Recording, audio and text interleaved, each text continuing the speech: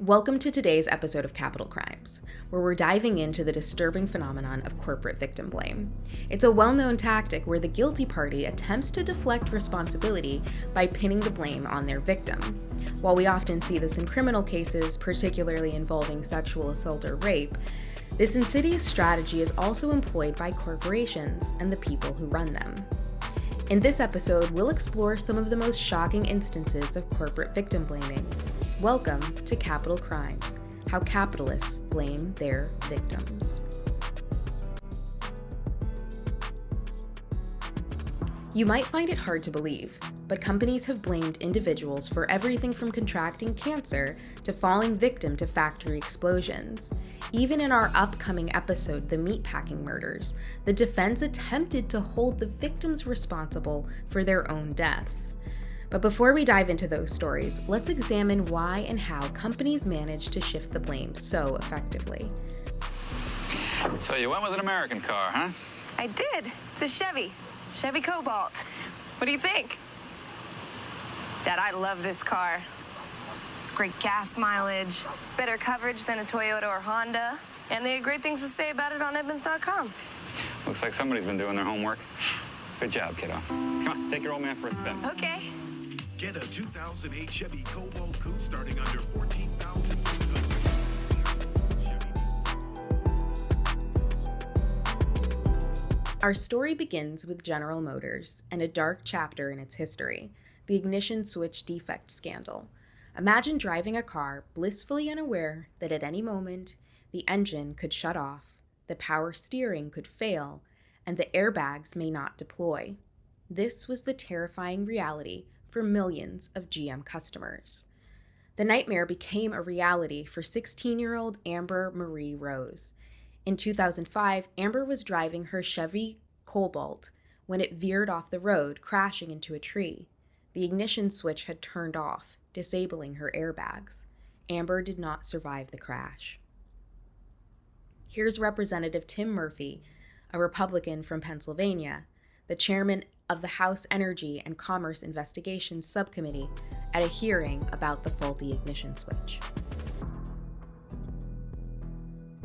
What is particularly frustrating about GM is that the company appeared in no great hurry to figure out the problems with its vehicles. Despite customer complaints, reports from GM's own engineers that they were able to turn off the ignition switch with their knees during test drives, and finally reports of deaths, it was not until 2009 that GM figured out the airbags had any connection to the power mode status of the car. Then, it took another 4 years to link that finding to one of the components that determines the power mode, the ignition switch. And that discovery was not a result of GM's own investigative work, but raised in the course of a lawsuit brought by the family of a young woman who died behind the wheel of a Cobalt. How was this discovered? An investigator for the family simply took two ignition switches apart and compared them, something GM failed to do during over 7 years of investigations into the mystery of Cobalt airbag non-deployment. The defective ignition switch led to at least 124 deaths and hundreds of injuries. But instead of taking immediate responsibility, GM played a sinister game of deflection. Internal documents revealed chilling emails exchanged between GM executives. One email stated, "The problem isn't the switch, it's the way customers are using it." They blamed the victims, suggesting that overloaded keychains were the culprit, ignoring the faulty engineering that truly endangered lives. Why did GM blame the victims? The answer shouldn't shock you if you've seen our Ford Pinto episode. GM knew about the ignition switch problem as early as 2001 during pre-production of the Saturn Ion. By 2005, the defect was again recognized with the Chevrolet Cobalt, but a proposed fix to the issue was rejected because it would be too costly and time-consuming. Sound familiar? It's the same cost-benefit justification Ford used when it sold deadly explosive vehicles. Plain and simple, GM blamed the victims to save money on installing minor changes to make the cars safe. GM issued service bulletins advising dealers that the problem could occur, quote, if the driver is short and has large and/or heavy keychains, and suggested that customers remove unessential items from their keychains. This was a calculated move to shift the responsibility onto drivers. Despite this, GM still received a federal bailout in 2008 of $11.2 billion under then-President George W. Bush.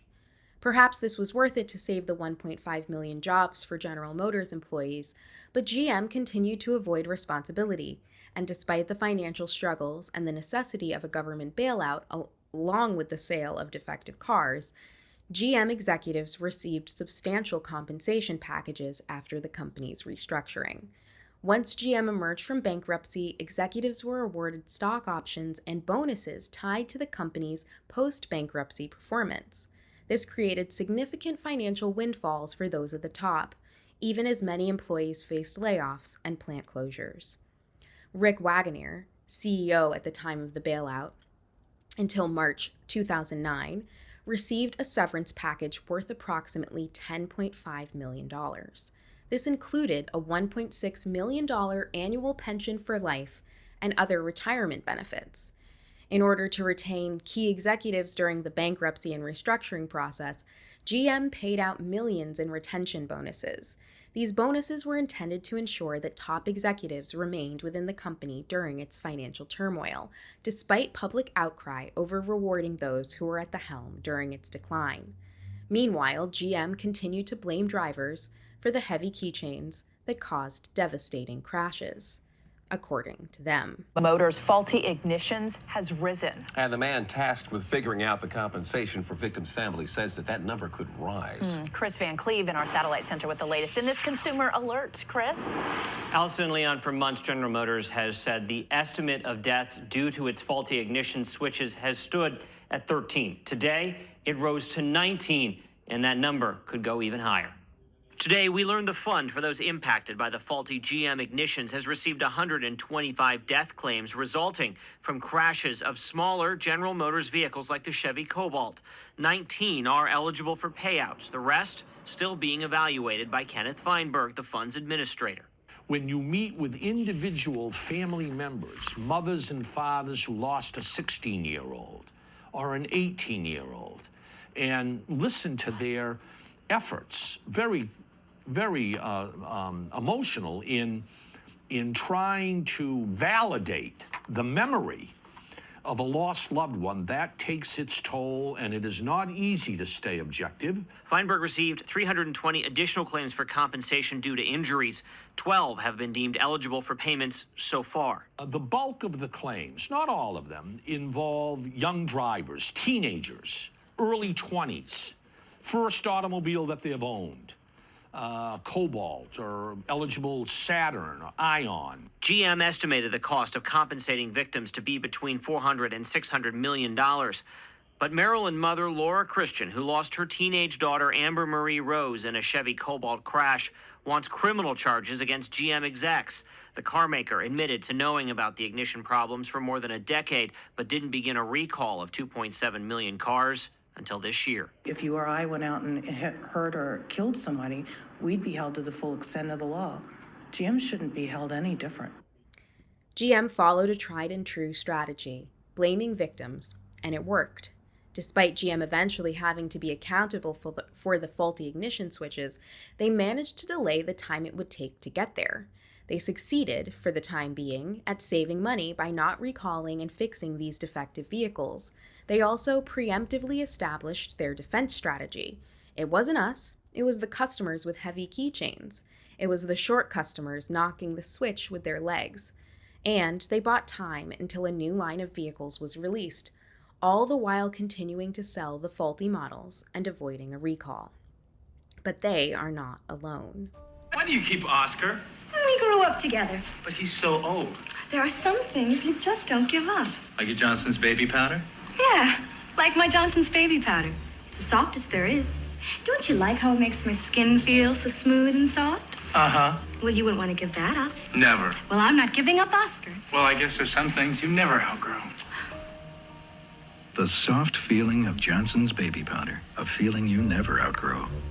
Amid lawsuits claiming that its talcum powder caused ovarian cancer and mesothelioma, Johnson & Johnson hinted that victims' lifestyles and other factors were to blame, rather than the company's products.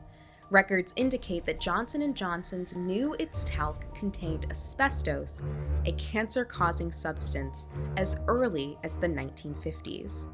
Plaintiffs like Dean Berg and Jacqueline Fox claimed that using Johnson & Johnson's talcum powder caused ovarian cancer, but instead of compassion, the company chose to sow doubt. Emails between executives revealed an insidious strategy to question the plaintiffs' lifestyle choices, implying that they were to blame for their cancer. One email read, "Focus on the other risk factors, make them doubt." The audacity of the company to use its power to confuse and intimidate those seeking justice is nothing short of chilling. She was such a big role model for both of us. 10 years ago, Liz, a mother of 3 from Sydney, was diagnosed with ovarian cancer. She had abdominal pain and some swelling as well, but she really put it down to menopause. The diagnosis came as a shock. There was no family history that would put her at risk. And that was the hardest part, was just seeing her, realising that this was going to be her life and that was now our reality. For 5 years, Liz braved chemo and several surgeries. But in January 2018, she died. It was 2 weeks before my 18th, actually, which we were supposed to have a big celebration. But she wasn't around. But yeah, it would have been amazing if she could have been there. It's hard to think about the future and what she'll miss. I always wanted to have my own kids. I think I was just so excited to see Mum be the grandmother to my children. As early as the 1970s, Johnson & Johnson was aware of research suggesting a potential link between talcum powder and cancer. Some studies indicate that talc particles could migrate to the ovaries and cause inflammation, which could lead to cancer. A 1971 study published in the Journal of Obstetrics and Gynecology found talc particles embedded in ovarian and cervical tumors. Internal documents from Johnson & Johnson revealed that the company was aware of the potential health risks. In the late 1990s, the company's own scientists discussed concerns about talc safety. A 1997 internal memo from a company toxicologist stated, quote, "Anyone who denies the risks between talc use and ovarian cancer will be perceived by the public like it perceives the cigarette industry." Talc is often found near asbestos in the earth, and there were concerns about asbestos contamination in talc products. In 2018, a Reuters investigation revealed that Johnson & Johnson knew for decades that small amounts of asbestos were present in their talcum powder products, yet they failed to disclose this information to regulators or the public. Thousands of lawsuits have been filed against Johnson & Johnson, claiming the company's talcum powder products caused ovarian cancer and mesothelioma. Plaintiffs alleged that the company knew about the risks and failed to warn customers. Johnson & Johnson has faced several high-profile verdicts, including a $4.7 billion jury award in 2018 to 22 women who claimed that asbestos in the company's talcum powder products caused their ovarian cancer. In 2020, Johnson & Johnson announced it would stop selling talc-based powder in the US and Canada due to declining sales and public concern, though they continue to sell it elsewhere. We'll look at how companies continue to sell toxic products in other countries in a later episode. Johnson & Johnson has consistently denied any wrongdoing, maintaining their talcum powder is safe and free from asbestos. The company argues that numerous scientific studies and regulatory assessments have found their talc products to be non-carcinogenic. On to the BP oil spill. The spill occurred on April 20th, 2010, when the Deepwater Horizon oil rig, operated by Transocean and owned by BP, suffered a blowout. The rig was drilling an exploratory well called Macondo in the Gulf of Mexico. A surge of natural gas blasted through a concrete core that had recently been installed to seal the well. This explosion ignited a fire on the rig. The blowout preventer, a critical safety device designed to prevent such incidents, failed to seal the well. Investigations later revealed it had been faulty and maintenance checks were insufficient. The cement used to seal the well was not adequately tested for stability, and issues with cementing had been flagged but not addressed. BP and its partners made several cost-cutting decisions that prioritized speed over safety. This included using a cheaper, less reliable cement mixture and failing to run adequate safety tests. There were numerous warning signs before the blowout, including pressure readings that indicated instability, but these were ignored. The explosion on the Deepwater Horizon rig killed 11 workers instantly. These men were trapped on the rig or thrown into the ocean by the blast. 17 additional workers were injured with varying degrees of burns and other physical injuries from the explosion. Thousands of cleanup workers and Gulf Coast residents reported health problems related to the exposure to crude oil and chemical dispersants. Symptoms included respiratory issues, skin rashes, headaches, and nausea. The disaster also had significant mental health impacts, including increased cases of anxiety, depression, and PTSD among those affected. The spill severely affected marine and coastal wildlife, killing thousands of birds, sea turtles, dolphins, and other marine animals. It devastated ecosystems with long-term consequences for biodiversity. And there were economic consequences as well. The Gulf Coast's fishing and tourism industries suffered massive losses, fisheries were closed, and tourism revenues plummeted due to the oil-covered beaches and toxic waters. BP faced billions in cleanup costs, fines, and compensation payments to affected businesses and individuals. Initially, BP blamed Mike Williams, chief electronics technician. BP highlighted testimony and actions of crew members like Mike Williams, who was on the rig during the explosion. Although Williams later became a key whistleblower, BP's legal strategy involved scrutinizing his actions and decisions as part of its defense. Here's Williams describing the initial moments of the Deepwater Horizon explosion on CNN's 60 Minutes. So jumping at that point wasn't a very good idea. But now, in my mind, there's only 2 of us left. And I remember thinking, you know, if you can get 2 or 3 steps between here and the rig, you can jump and land out further than the life raft is. I won't need much trajectory to land somewhat past this life raft and be in the clear, barring whatever might be floating in the water.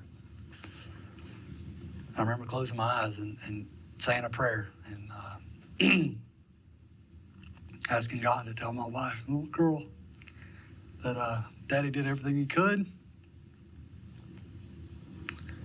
And if I survive this, it's for a reason.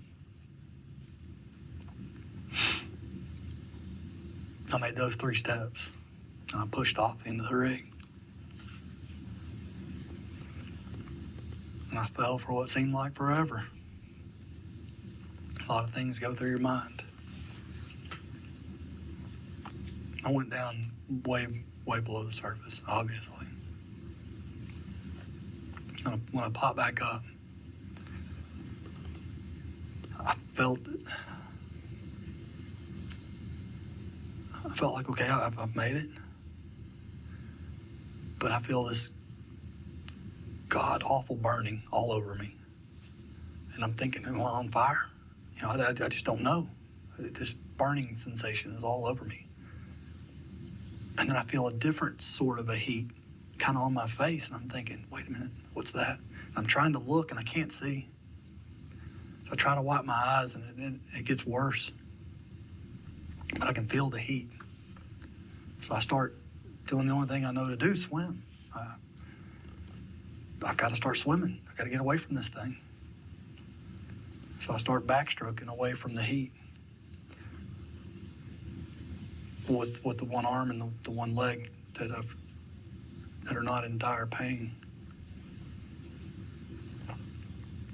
I swam for a while, and I remember sticking my arm underneath my life jacket, trying to find something clean, someplace clean, possibly that I could wipe my hands and get the oil. I could tell I was floating in oil and grease and diesel fuel. I mean, it just the smell and the feel of it. I could feel it as I was paddling through it. finally got my hands clean enough to wipe my eyes, literally wiping my eyeballs with my fingers so that I could see what was going on. And I remember looking under the rig and seeing the water on fire. And I thought, what have you done?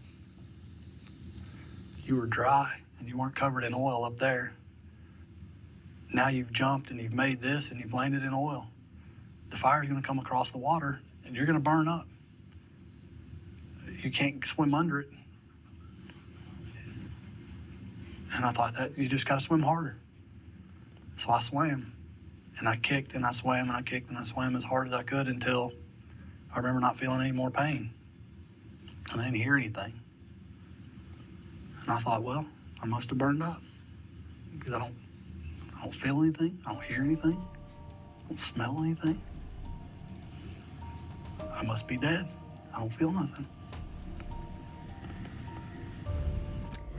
BP's legal team also pointed to Jimmy Harrell, Transocean rig supervisor, alleging that he was responsible for the decisions on the rig at the time of the incident.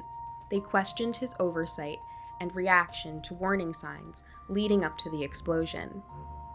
Jimmy Harrell died at the age of 65 after sustaining injuries during the BP oil rig explosion. Jesse Gagliano, the cementing engineer, was also blamed by BP. BP suggested that Gagliano, who was involved in the cementing process, failed to identify and communicate the risks associated with the cement mixture used to seal the well. BP also alleged that Halliburton engineers did not conduct adequate testing or ensure the integrity of the cement, contributing to the failure of the well's seal. But investigations would later reveal that BP was well aware of the issues and did not take action. The primary causes of the explosion were as follows. The blowout preventer failed.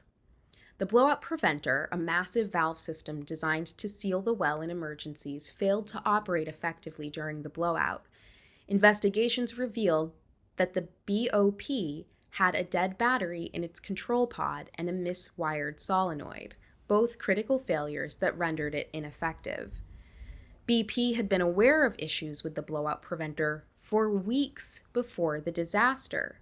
The device had not been properly maintained, and previous inspections had identified problems that were not addressed. The second cause was faulty cementing. The cement used to seal the well was meant to prevent oil and gas from escaping. However, the cement job failed, allowing hydrocarbons to enter the well bore, leading to the blowout. BP and its cement contractor Halliburton knew the cement formulation was unstable. Internal documents showed that BP had warned about potential cement failure, but chose not to perform additional testing to save time and money. The last cause was negative pressure test misinterpretation. A negative pressure test, crucial for confirming the integrity of the well seal, was misinterpreted by the crew. The test showed anomalies indicating that the well was not secure, but these signs were ignored. BP's own engineers had raised concerns about the test results. There were internal disagreements about the interpretation, but the decision was made to proceed, despite the risks. We were on site about midnight, so we were only on site in a relatively short period of time. I started to have a bad feeling when the sun came up and we could get a more accurate assessment of the extent of the damage on board the oil rig. And you could see the derrick leaning over on the crane, and you could actually see what used to be incredibly stout steel sagging like a clothesline. It got very precarious at that time, and we were all very, very concerned that time was running out. But at around 10 o'clock, we could see the aft starboard corner starting to slowly drop into the sea. The loud groans was coming out of this vessel as she broke up. It was becoming much more pronounced. We started to back off. A thick sheen of brown emulsified oil still on fire behind. I think, unfortunately for us, we were We're fighting a losing battle from the start. But you still feel a tremendous loss. You still feel a tremendous sense of failure.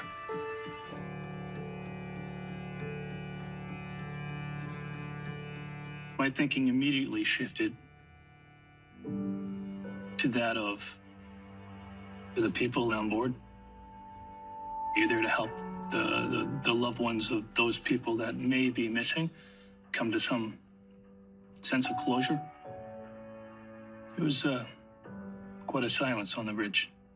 And I know we were all thinking the same thing. You feel the loss. You feel the failure. You feel it deep. And it settles in more and more as time goes by and as adrenaline subsides. You know, I'm still going over things in my mind. There were 126 crew members on board the rig. 11 of the workers never had a chance. They were killed in the explosion. Their bodies never recovered.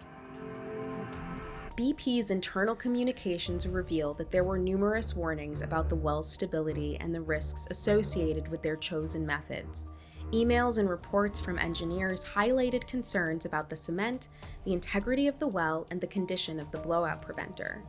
Documents at BP show that they were focused primarily on cost cutting at the expense of safety.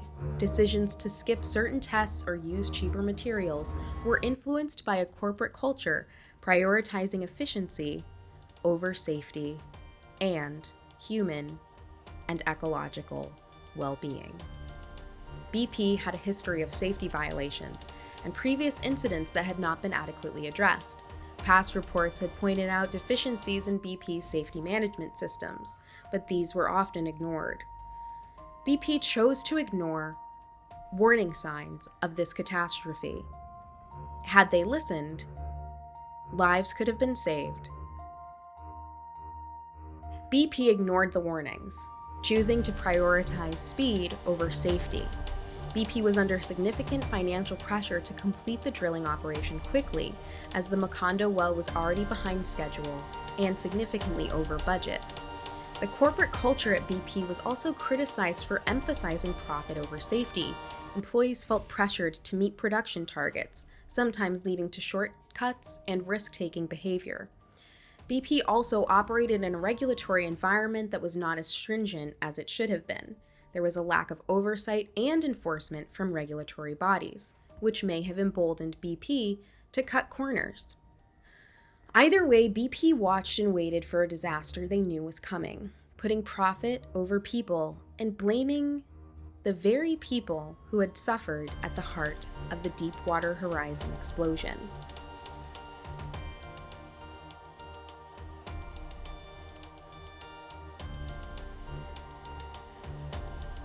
Finally, we'll look at the case of the Volkswagen emissions scandal. During the Volkswagen emissions scandal, known as Dieselgate, the company faced intense scrutiny for installing defective devices in millions of diesel vehicles worldwide in order to cheat emissions targets. As part of its initial defense strategy, Volkswagen attempted to deflect some of the blame onto various parties, including regulators, customers, and engineers. Here's how Volkswagen approached this strategy and its implications. Volkswagen initially suggested that the complexities and inconsistencies in global emissions standards contributed to the situation. The company argued that meeting different regulatory requirements across countries was challenging, implying that the regulatory environment played a role in their decision-making process.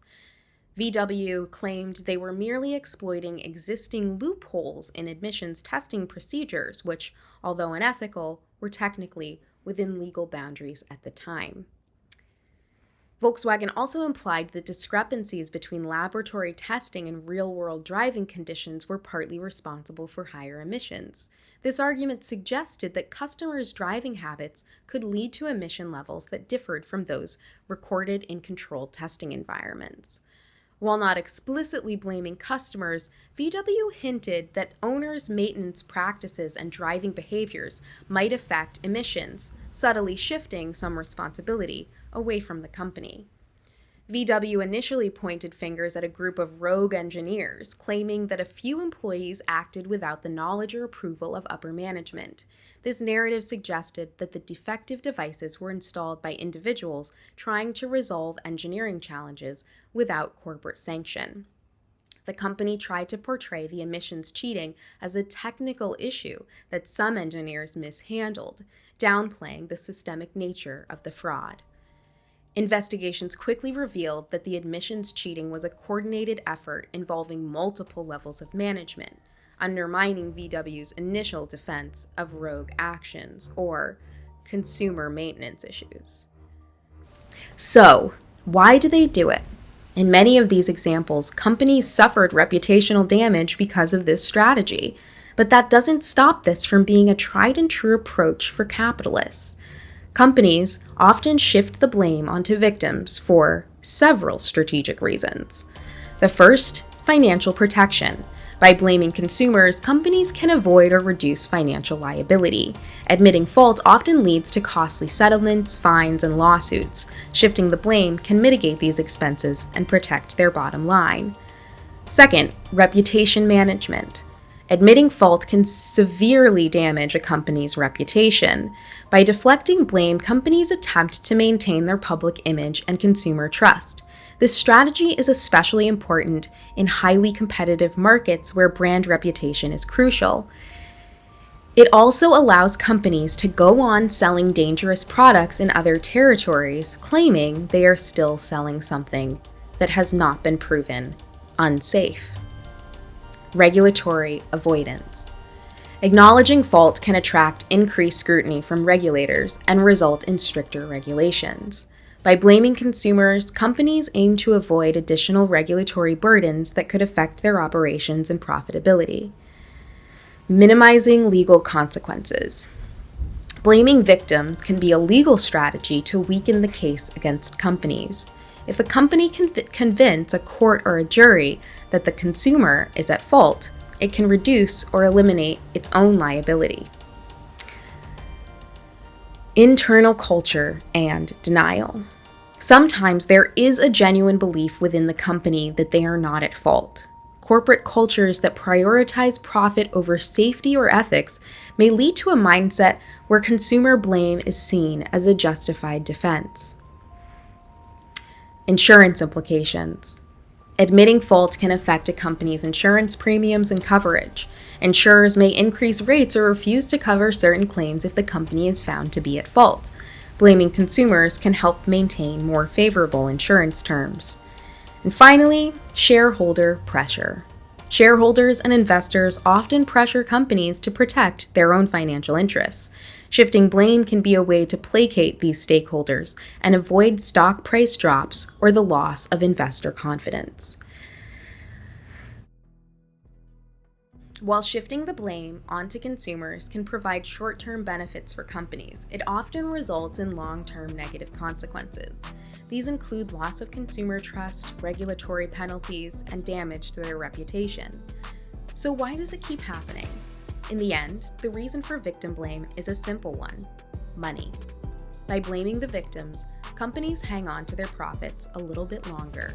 Whether it be losses from a lawsuit, unsold merchandise, safety measures, or recalls, companies just aren't willing to sacrifice anything for profit. Anything, that is, except human life. On the next episode, we'll look at the meatpacking murders. When 3 USDA inspectors are found murdered at the Santos Linguiça factory, investigators uncover a deadly plot by Stuart Alexander, the plant owner, to eliminate those exposing his violations. Until then, this is Capital Crimes, reminding you to mourn the dead and fight like hell for the living.